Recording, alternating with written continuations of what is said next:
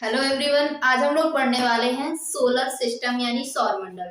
ठीक है, तो सौर मंडल क्या होता है?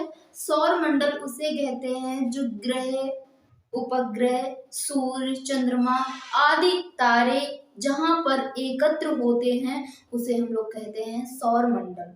जिनका समूह होता है यानी तारे, सूर्य, चंद्रमा, ग्रह, उपग्रह, तो इनका जो समूह बनता है यानी ये जहां पर एकत्र रहते हैं उसे क्या कहते हैं? सौर मंडल कहते हैं यानी सोलर सिस्टम कहते हैं।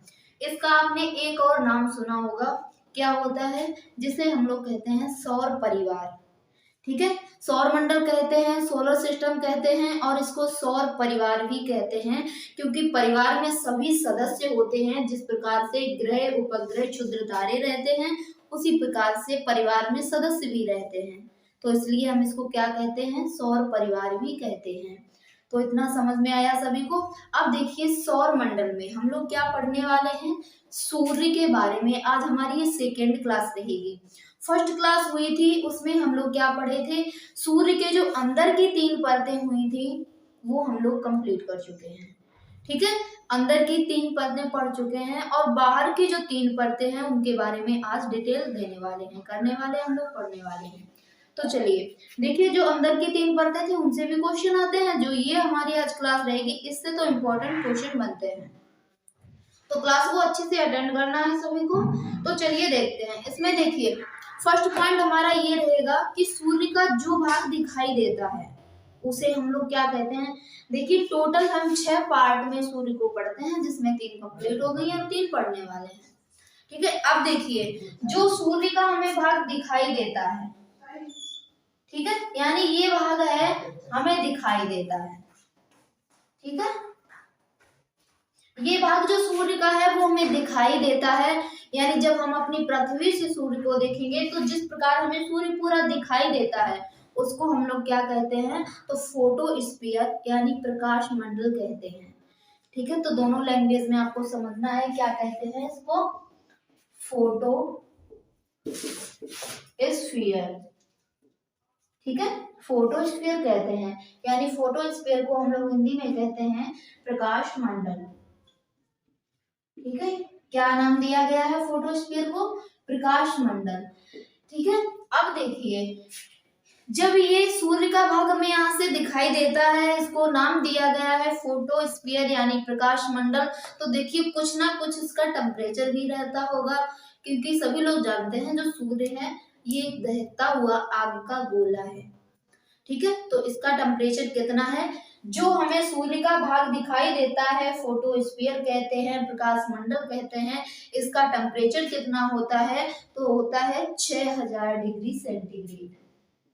कितना होता है? 6000 डिग्री सेंटीग्रेड, ये इसका टेम्परेचर होता है। समझ में आया इतना यहाँ तक? ये तो फर्स्ट परत हो गई। ठीक है, ये हमें दिखाई देता है, क्योंकि देखिए इस प्रकार से हमने आपको क्वेश्चन बता दिया है। क्वेश्चन पिछली बार एग्जाम में ये दिया गया था कि जो सूर्य का भाग हमें दिखाई देता है उसको क्या कहते हैं? तो उसको हम लोग फोटोस्फीयर कहते हैं यानी प्रकाश मंडल कहते हैं। इसलिए हमने आपको उसी प्रकार से बताया है जिस प्रकार से हमारा क्वेश्चन एग्जाम में दिया गया था कि सूर्य का जो भाग दिखाई देता है उसे क्या कहते हैं? तो फोटोस्फीयर कहते हैं। ठीक है, अब देखिए इसमें नेक्स्ट परत होगी। आपने कभी देखा होगा ये भाग तो हमें दिखाई देता है, लेकिन उसके आसपास भी थोड़ी लाइट होती है, यानी ये वाला पार्ट भी होता है, देखा होगा आपने। ठीक है, तो अब इस परत को क्या कहते हैं? तो इस परत को कहते हैं क्रोमोस्फेयर। क्या नाम दिया गया है इसको? क्रोमोस्फेयर। क्रोमोस्फेयर इसको कहते हैं। ठीक है, क्रोमोस्फेयर ये तो इंग्लिश का वर्ड हो गया, इसको हिंदी में हम लोग क्या कहते हैं? तो वर्णमंडल कहते हैं। क्या कहते हैं? वर्णमंडल। क्या हो गया? वर्णमंडल हो गया। ठीक है, अब देखिए इसका टेम्परेचर था कितना? प्रकाश मंडल का 6000 डिग्री सेंटीग्रेड इसका टेम्परेचर था, और जो हमारा क्रोमोस्फीयर यानी वर्णमंडल है इसका टेम्परेचर कितना रहेगा? तो इसका टेम्परेचर है 32000 डिग्री सेंटीग्रेड। कितना रहता है? 32000 डिग्री सेंटीग्रेड इसका टेम्परेचर रहता है। ठीक है, तो दोनों तापमान आपको पता होगा। जो भाग हमें दिखाई देता है, आप जब सूर्य को एकाग्रचित होके देखोगे यानी ढंग से देखोगे उसको, तो आपको जो सूर्य दिखाई देता है उसके आसपास आपको थोड़ी सी लाइनिंग दिखाई देती होगी। गौर कीजिएगा, कभी सूर्य को देखिए तो जो लाइनिंग दिखाई देती है ये मेन पार्ट होता है सूर्य का। और ठीक है, इसके जो आसपास दो परतें रहेंगी वो सूर्य वहां तक नहीं होता है, वहां तक ये दोनों प्रकार की किरणें रहती हैं। ठीक है, तो जो किरणों की परत होती है वे दो परतें होती हैं किरणों की, और जो मेन पार्ट्स रहते हैं वो चार रहते हैं इसके। ठीक है, अब देखिए इसमें दो परतें तो हम लोग पढ़ चुके हैं। फर्स्ट जो हमें दिखाई देता है प्रकाश मंडल कहते हैं, तापमान रहता है 6000 डिग्री सेंटीग्रेड। सेकंड परत इस पर कौन सी है, क्रोमोस्फीयर यानी वर्णमंडल है, और इसका टेम्परेचर कितना है, 32000 डिग्री सेंटीग्रेड इसका टेम्परेचर रहता है। यहाँ तक किसी को कोई डाउट है तो कमेंट कीजिएगा। ठीक है, तो देखिए डाउट नहीं रहना चाहिए, बहुत अच्छे से समझाते हुए चल रहे हैं। अब देखिए ये तो दो परतें हो गई। ठीक है, अब इसमें तीसरी परत कौन सी रहेगी, तो तीसरी परत इसमें रहेगी कोरोना। थर्ड परत कौन सी आएगी, कोरोना। इसको यहाँ पर बनाइएगा फिर उसको समझाते हैं। ये थर्ड परत रहेगी। ठीक है, ये थर्ड परत हो गई। इसको क्या कहते हैं, कोरोना कहते हैं। कोरोना वाला नहीं जो आया था, ये एक बीमारी थी। ठीक है, ये वाला कोरोना नहीं होता है। जो ये वाला कोरोना है ये बहुत पहले से पुस्तकों में बुक्स में आपको नाम मिलता है, तो ये वाला कोरोना नहीं समझना है। इसे कहते हैं, इस पार्ट को क्या कहते हैं, कोरोना कहते हैं। ठीक है, कोरोना कहते हैं। अब देखिए जो कोरोना का तापमान होता है वो कितना होता है, तो इसका तापमान होता है 27 लाख डिग्री सेंटीग्रेड इसका तापमान रहता है। क्वेश्चन अगर आपको दिया जाए कि जो सूर्य की बाह्य परतें होती हैं इनमें सबसे अधिक तापमान किस परत का रहता है, तो कोरोना का रहता है। कितना रहता है, 27 लाख डिग्री सेंटीग्रेड इसका तापमान रहता है। ठीक है, अब देखिए जो यहाँ पर ये कोरोना है इसको किस नाम से जाना जाता है, ये भी इम्पोर्टेंट रहेगा। तो देखिए कोरोना को हम लोग मुकुट भी कहते हैं और किरीट भी कहते हैं। इसके अन्य नाम क्या है, मुकुट, कॉमा किरीट। ठीक है, तो सूर्य का मुकुट और किरीट इन दोनों नामों से भी जाना जाता है। जो परत कौन सी है, हमारी कोरोना परत है।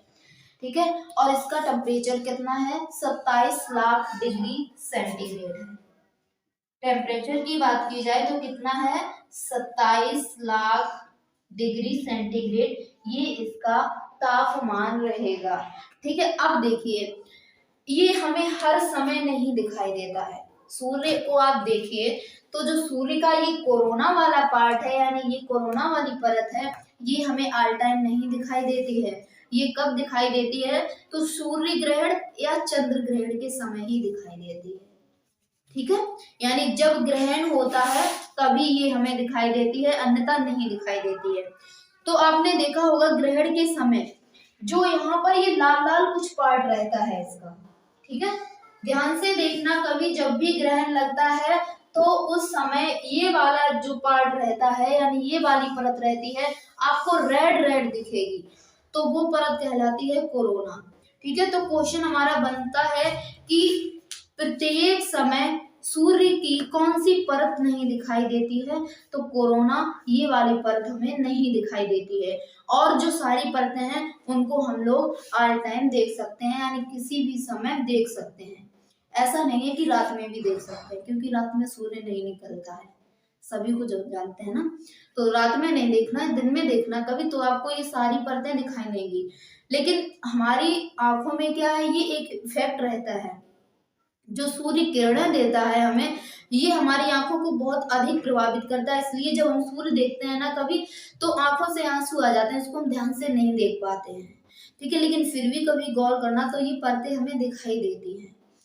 ठीक है, अब देखिए इसमें अगला पॉइंट हमारा क्या रहेगा, अगला पॉइंट हमारा इसमें ये रहेगा कि जो सूर्य है इसमें पहले तो आप लोग ये बताइए कि नाभिकीय विखंडन होता है या नाभिकीय संलयन होता है, क्योंकि हम हर क्लास में आपको ये बताते हैं कि सूर्य में, जब से हमने सूर्य पढ़ाना स्टार्ट किया है और भी क्लासें हुई हैं उसमें भी बताया है आपको कि जो सूर्य होता है ये जो प्रकाश हमें देता है तो ये किस पर निर्भर रहता है, तो नाभिकीय संलयन पर निर्भर रहता है या नाभिकीय विखंडन पर निर्भर रहता है। तो आंसर कीजिए सभी लोग, इसमें हमारा राइट आंसर क्या होगा बताइएगा। ये हटा दे, फिर उसको और अच्छे से कुछ और पार्ट्स इसमें समझाने हैं, ठीक है। इसको दोबारा से अभी रिवाइज करना है सभी को। तो देखिए जो सूर्य होता है इसमें जो प्रकाश देने का सिद्धांत रहता है वो किस पर निर्भर रहता है, तो वो नाभिकीय संलयन पर निर्भर रहता है। किस पर रहता है? नाभिकीय संलयन पर। नाभिकीय संलयन पर निर्भर रहता है, ठीक है। अब देखिए इसमें नाभिकीय संलयन होता कब है, इसमें जो हाइड्रोजन होती है और जब नाभिकीय संलयन होता है तो हाइड्रोजन ये हीलियम का रूप ले लेती है, और जब ये हीलियम का रूप ले लेती है तभी ये प्रकाश देना प्रारंभ करता है सूर्य हमें, ठीक है। अब देखिए इसमें एक क्वेश्चन और बनेगा, सूर्य में कौन कौन सी गैसें पाई जाती हैं, ये क्वेश्चन इंपॉर्टेंट बनता है। तो ये तो सभी को पता है कि जो सूर्य में नाभिकीय संलयन होता है तो कौन सी दो गैसें होती हैं, हाइड्रोजन होती है और एक हीलियम होती है। इन दोनों गैसों में जब क्रिया होती है तभी ये प्रकाश देता है। तो दो गैसें तो सभी को पता होगी, लेकिन इनका परसेंटेज भी जानना हमारे लिए इम्पोर्टेंट बनता है। तो देखिए इसमें आप लोगों को बताना है, हम नहीं बता रहे, इसमें बताइए हाइड्रोजन, ठीक है। हाइड्रोजन सूर्य में कितने परसेंट है, कमेंट कीजिए सभी लोग। हाइड्रोजन सूर्य में कितने परसेंट है, कमेंट कीजिए सभी लोग। तो कितने परसेंट रहता है इसका सूर्य में? 75%, यानी 75% इसमें हाइड्रोजन निहित है। कितने परसेंट? 75%। और देखिए जो इसमें हमारा 100 में से जब हम 75 लेस करेंगे तो हमारा कितना पार्ट बचेगा? 25 बचेगा। 25 में से 24% क्या है? हीलियम है, यानी 24% आपको हीलियम गैस मिलेगी, ठीक है। अब देखिए जो इसमें हमारा 1% बचा है उसमें क्या है, 1% में अन्य गैसें हो जाएंगी, जैसे कार्बन डाइऑक्साइड हुआ और भी गैसें हुई तो ये अन्य में चली जाएंगी, ठीक है। मेथेन वगैरह और बहुत सारी गैसें हैं, जो शेष रहती हैं 1% रहती है। तो क्वेश्चन अगर एग्जाम में दिया जाता है आपको कि सूर्य में हाइड्रोजन का कितना प्रतिशत है, तो 75% यानी 75% है। हीलियम का कितना प्रतिशत है, तो 24 यानी 24% हीलियम निहित है सूर्य में, ठीक है। और जो बाद बाकी गैसें हैं वो सारी 1% में ही निबट जाएंगी, समाप्त हो जाएंगी। यहाँ तक किसी को कोई डाउट है? नहीं। तो चलिए अब आगे देखते हैं, आगे इसमें हमारा पॉइंट क्या रहेगा। देखिए जो हमारी पृथ्वी है, क्वेश्चन आता है कि पृथ्वी जो है तो इससे कितना गुना बड़ा है सूर्य, इंपॉर्टेंट फैक्ट बनेगा, ध्यान से पढ़ना है सभी को। तो पृथ्वी के व्यास से जो सूर्य है वो कितना बड़ा है, तो 109 गुना बड़ा है हमारी पृथ्वी से। जैसे इसमें मान के चल रहे, देखिए है नहीं, इसमें हम मान रहे हैं, ठीक है। इसमें एक एग्जांपल लेंगे, जैसे मान के चलिए हमारी पृथ्वी कितनी बड़ी है, मान के चले 5, कितनी बड़ी है। और जब हमारा सूर्य होगा तो पृथ्वी से कितना गुना बड़ा है, 109 गुना बड़ा है। इससे आप मल्टीप्लाई करोगे तो ये टोटल निकल आएगा सूर्य का, यानी जितना भी हमारी पृथ्वी का व्यास है उससे जब हम 109 से गुना कर देंगे उसमें, तो पूरा व्यास निकल आएगा सूर्य का, ठीक है। तो क्वेश्चन देखिए अभी तक तो हमारा क्वेश्चन इतना ही एग्जाम में आया है कि सूर्य पृथ्वी से कितना गुना बड़ा है, तो कितना गुना बड़ा है, 109 गुना बड़ा है, ठीक है, ये व्यास की बात हो रही है यहाँ पर। मान के चलिए ये हमारी पृथ्वी है। क्या है? पृथ्वी। यहाँ पे समझ लीजिए, ये हमारी पृथ्वी होगी। ठीक है, पृथ्वी यानी अर्थ, सभी लोग जानते हैं। तो देखिए पृथ्वी से कितना गुना बड़ा है? पृथ्वी से व्यास, पृथ्वी से व्यास कितना अधिक है? 109 गुना बड़ा है। कौन? सूर्य। ठीक है, ऐसा नहीं करना है कि सूर्य से पृथ्वी 109 गुना बड़ा है, उल्टा नहीं कर देना है, क्योंकि ये जो सूर्य है इसी से अन्य ग्रहों का निर्माण हुआ है। आपने अगर निहारिका परिकल्पना पढ़ी होगी तो देखिए सूर्य क्या था, ये एक बहुत बड़ा पिंड था। ठीक है, और इसमें एक बार विस्फोट हुआ। विस्फोट जब हुआ, जब इसमें बहुत सारी ज्वालाएं निकली, और भी जैसे किसी चीज में विस्फोट होता है, आप देख रहे हो, कभी देखा होगा बम विस्फोट हुआ, तो बम विस्फोट से क्या होता है, बहुत सारी चीजें टूट जाती हैं, अलग अलग फैल जाती हैं। तो उसी प्रकार से सूर्य में एक बार विस्फोट हुआ था, जिसको हम लोग कहते हैं निहारिका परिकल्पना। कभी आप लोग पढ़िएगा निहारिका परिकल्पना, तो उसमें पूरे सौर मंडल का जन्म बताया गया है। तो देखिए निहारिका परिकल्पना से एक सूर्य दहकता हुआ आग का गोला था।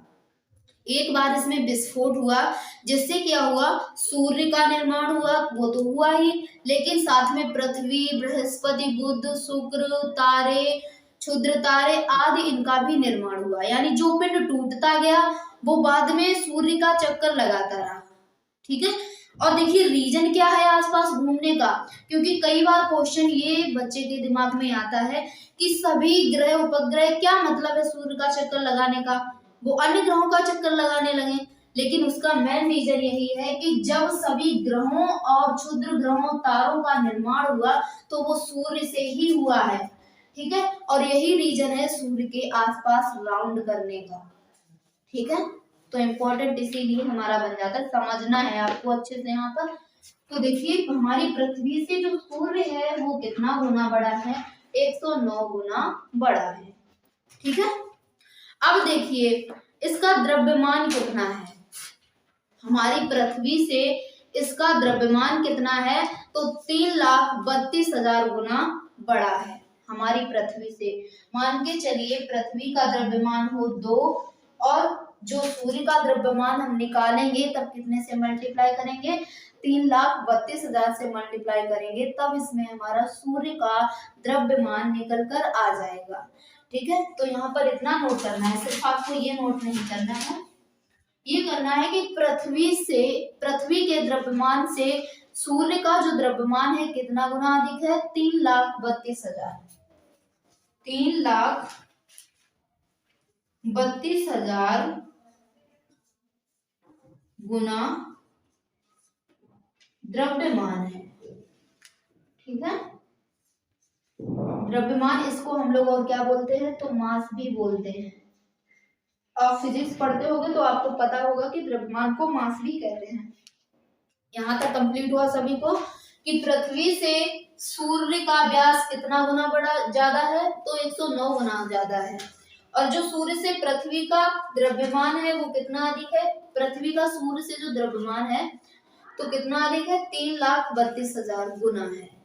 ठीक है, गुने का मतलब आप सभी लोग जानते होंगे कि अगर हमारी पृथ्वी का द्रव्यमान जितना होगा उससे मल्टीप्लाई कर देंगे 109 से, तो ये पृथ्वी का व्यास निकल कर आ जाएगा, और 3,32,000 से जब गुणा कर देंगे पृथ्वी के द्रव्यमान से तो सूर्य का द्रव्यमान निकल आएगा। यहाँ तक कंप्लीट हुआ।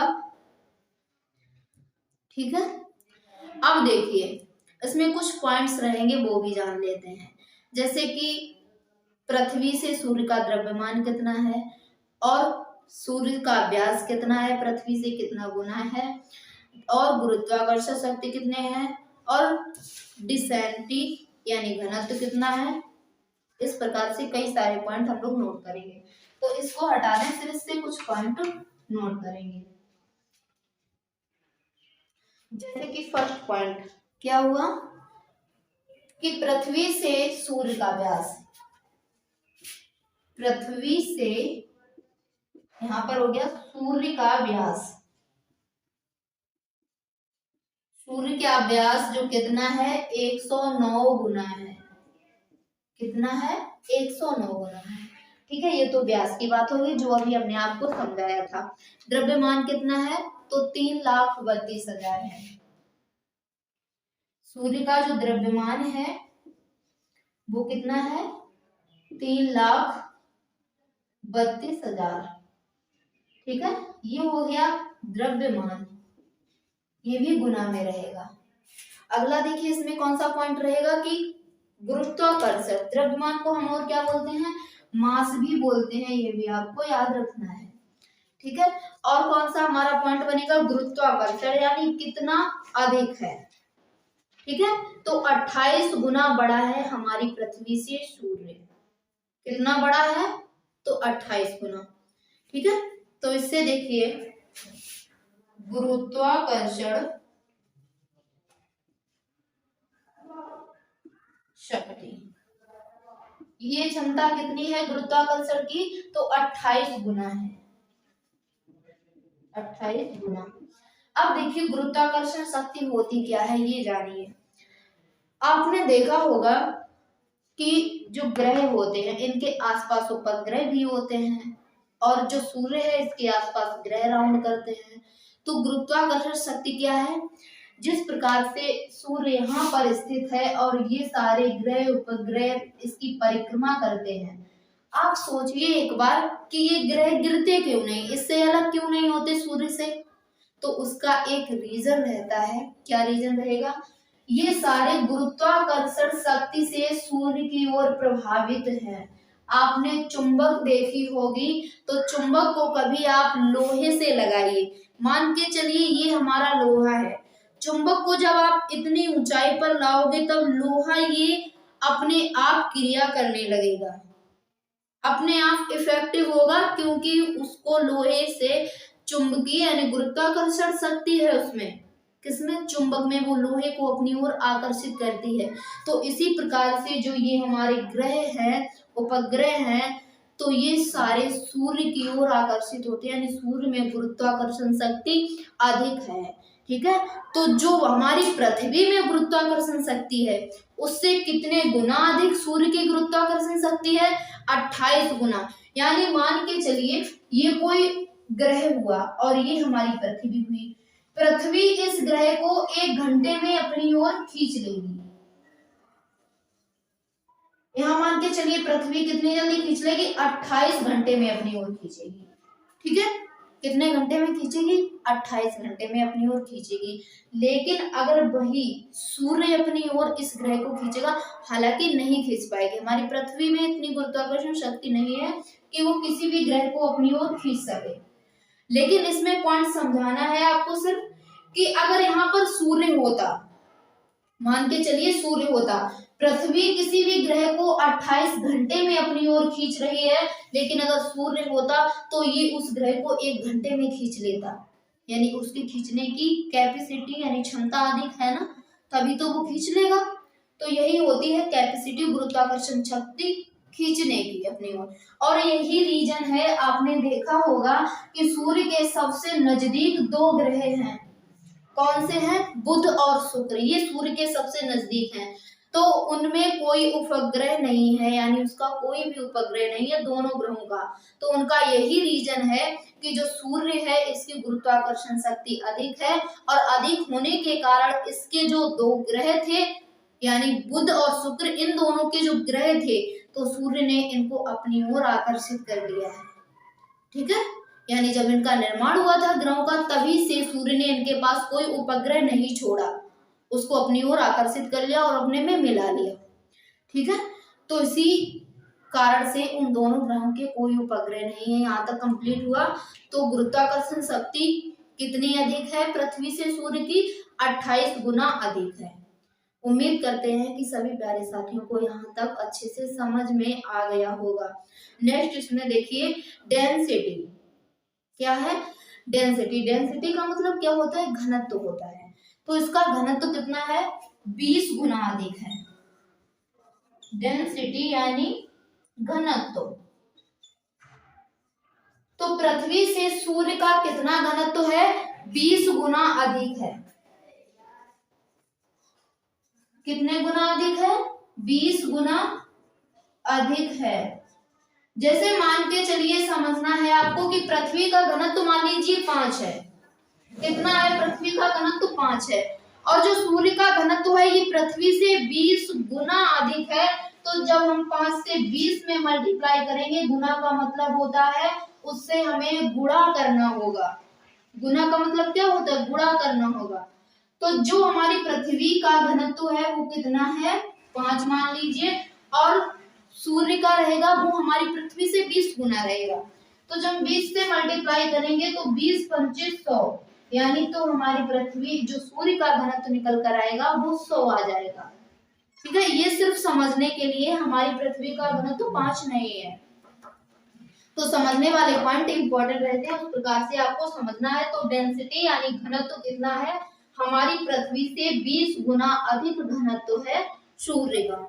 ठीक है, अब देखिए इसमें रोटेशन, थर्ड पॉइंट हमारा इसमें कौन सा आएगा? रोटेशन यानी घूर्णन।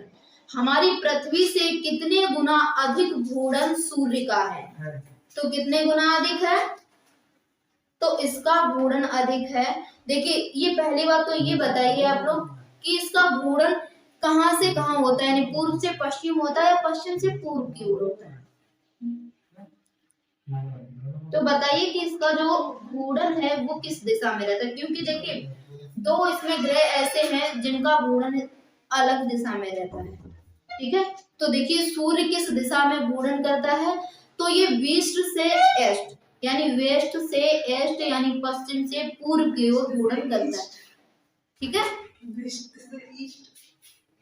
तो ये कहाँ करता है? पश्चिम से पूर्व की ओर घूर्णन करता है। अब देखिए इसमें आपको कंफ्यूज नहीं होना है कि सूर्य घूर्णन नहीं करता है, करता है बेटा, बिल्कुल करता है। देखिए किस प्रकार से करेगा। इसमें क्या होता है, इसमें आपको पहले बाद में समझेंगे, पहले एक दो पॉइंट और नोट करेंगे। जैसे ये तो हो गया घूर्णन, ठीक है। अब इसमें एनर्जी, एनर्जी कितनी होती है, यानी जो क्षमता होती है, एनर्जी का मतलब होता है ऊर्जा। ठीक है, सभी लोग जानते हैं। तो ऊर्जा जो हमारी पृथ्वी देती है, पृथ्वी से ऊर्जा सूर्य में कितनी अधिक है? तो 10 पर स्क्वायर लगेगा 26 का, तो 10 स्क्वायर 26 जूल प्रति सेकेंड होती है। इतना गुना हो जाएगा पृथ्वी की ऊर्जा। ठीक है, यानी 10 पर पावर 26। यहाँ पर इस प्रकार से लिखेंगे, देख लीजिए यहाँ पर ये हो जाएगा, ये इसका स्क्वायर रहता है, सभी को पता है ना। हम लिखते हैं किस प्रकार से लिखते हैं? 10 पर घात हो जाएगी 26 जूल प्रति सेकेंड होती है। ठीक है, अब देखिए इसका मतलब क्या है। यहाँ पर ये दिया गया है 26 जूल प्रति सेकेंड, यानी जब हम 10 का मल्टीप्लाई 26 बार करेंगे और जितने अंक आएंगे उतनी जूल ऊर्जा प्रति सेकेंड सूर्य उत्सर्जित करता है, यानी सूर्य उतना प्रकाश देता है। सोचिए कितना प्रकाश सूर्य एक सेकेंड में उत्सर्जित करता है। उत्सर्जित का मतलब होता है ना कि हमें प्रदान करता है, यानी ये निर्माण करता है प्रकाश का। ठीक है, तो कितना है? 10 पर स्क्वायर है 26 जूल प्रति सेकेंड, ये होता है इसका जो एनर्जी पावर रहता है। अब देखिए एक इसमें पॉइंट ये रहेगा कि सूर्य पर हम चलेंगे तो क्या चल पाएंगे? सोचिए आप एक बार। जैसे देखिए, हालांकि सभी लोग जानते हैं कि सूर्य एक आग का गोला है, इस पर हम नहीं चल पाएंगे, फिर भी आप एक बार सोच के देखिए। ऐसे मान लीजिए कि एक हमें कपड़ा मिला है, कुछ कपड़ा दिया गया है पहनने के लिए कि आप सूर्य पर चले जाइए, जलोगे नहीं। तो मान के चलिए आपने वो कपड़ा पहन लिया और आप सूर्य पर चले गए, तो बताइए क्या हम उसकी जो स्थल भाग होगा उस पर चल पाएंगे? सभी लोग बताइए कमेंट करके, जल्दी से कमेंट कीजिए कि अगर उस पर हम चलने का प्रयास करें तो क्या हम उस पर चल पाएंगे? सोचने वाली बात है, इंपॉर्टेंट पॉइंट भी है हमारा। ठीक है, देखिए क्लास कोई भी, अगर उसमें कोई भी पॉइंट निकलता है तो समझना पड़ेगा हमें। तो बताइए क्या सूर्य पर हम चल पाएंगे? नहीं चल पाएंगे। उसका एक रीजन रहेगा। क्या रीजन रहेगा? क्योंकि वो प्लाज्मा अवस्था में है। सूर्य का जो स्थल भाग हम देखते हैं, ये वाला पार्ट रहेगा, इसी में तो हम लोग जाएंगे। क्या इस इसमें जाएंगे नहीं जाएंगे, क्या इसमें जाएंगे नहीं जाएंगे, क्योंकि ये किरणों की परतें हैं। हमने अभी आपको बताया मेन सूर्य का जो पार्ट है वो यहाँ से प्रारंभ होता है। अब यहाँ से प्रारंभ होगा तो ये किस अवस्था में है, प्लाज्मा अवस्था में है। किस अवस्था में है, प्लाज्मा अवस्था में है। ठीक है, तो देखिए प्लाज्मा अवस्था में क्या होता है, आप सभी लोग जानते हैं कि प्लाज्मा क्या होता है, तरल पदार्थ होता है प्लाज्मा। तो तरल पदार्थ में सभी लोग जानते हैं हम लोग चल पाएंगे नहीं चल पाएंगे। ठीक है, तो देखिए जो ये मेन पार्ट है ये प्लाज्मा अवस्था में है, इसलिए हम सूर्य पर नहीं चल पाएंगे। और देखिए एक पॉइंट हमारा और रहेगा, सूर्य का जो सबसे अंदर का पार्ट रहता है इसको हम क्या कहते हैं, कोर कहते हैं। ये फर्स्ट क्लास में हमने बताया था, इसको क्या कहेंगे, कोर कहेंगे। ठीक है, ये हो गया कोर। और जो ये कोर है ये भी प्लाज्मा अवस्था में है। ठीक है, अब देखिए जो ये कोर है ये प्लाज्मा अवस्था में है, ये घूमता कैसे है, तो ये 31 दिन में एक पूरा चक्कर लगा लेता है। देखिए ये प्लाज्मा अवस्था में और अंदर ही घूर्णन भी करता है, ये भी जानना है आपको।